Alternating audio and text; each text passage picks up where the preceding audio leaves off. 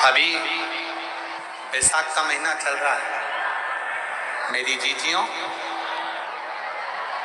मिट्टी के पात्र का जल,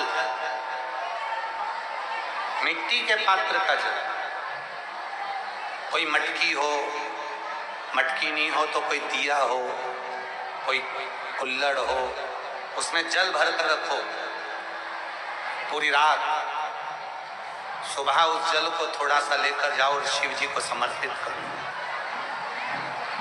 गंगेश्वर महादेव का नाम ले। कौन से महादेव? गंगेश्वर। वो मिट्टी के पात्र का जल जब तुम शिव जी को चढ़ाओगी और उसी जल को कटोरी में झेल कर लेकर आओगी,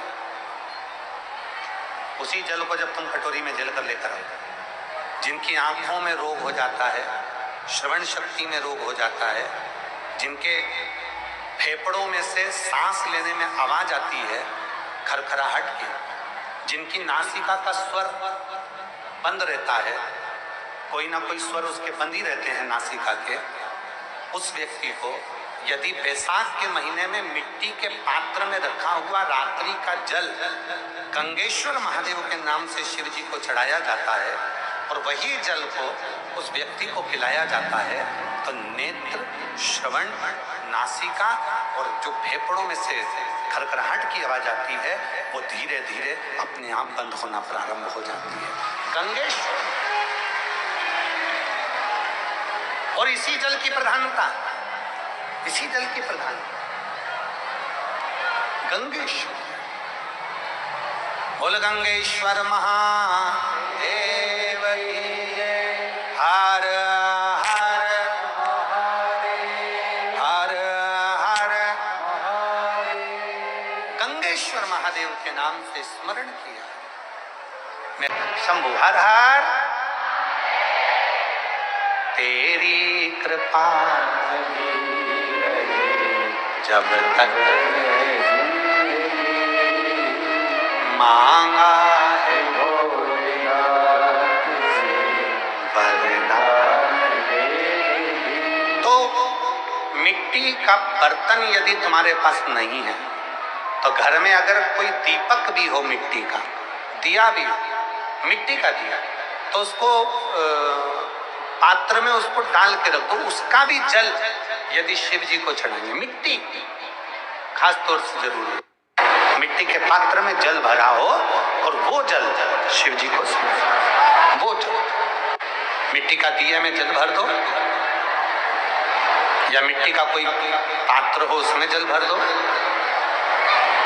वो जल काम कर। यही जल, ध्यान देना, जिस स्त्री, जिस पुरुष, जिस नारी, जिस बहन, जिस भाई की कंधे से लेकर नीचे कमर तक रीढ़ की हड्डी में अगर दर्द रहता है, सवेरे सवेरे आप उठते हो और उठने पर कमर में बहुत दर्द सा लगता है, तकलीफ सी लगती है और बहुत ज्यादा कष्ट होता है, तो रीढ़ की पूरी हड्डी में अगर दर्द रहता है तो उसको स्मरण करना चाहिए। मिट्टी के, ये बैसाख के महीने में प्रदोष के दिन का उपाय है।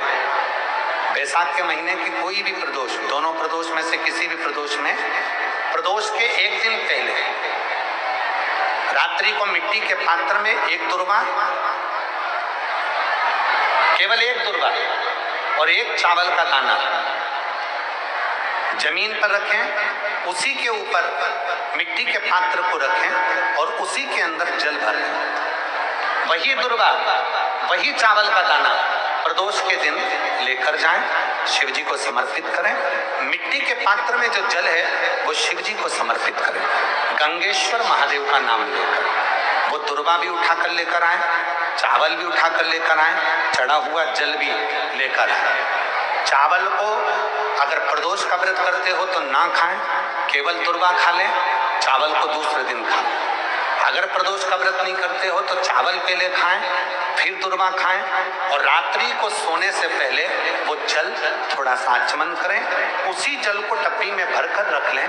7 दिन तक उसी जल को थोड़ा थोड़ा आचमन करते रहें।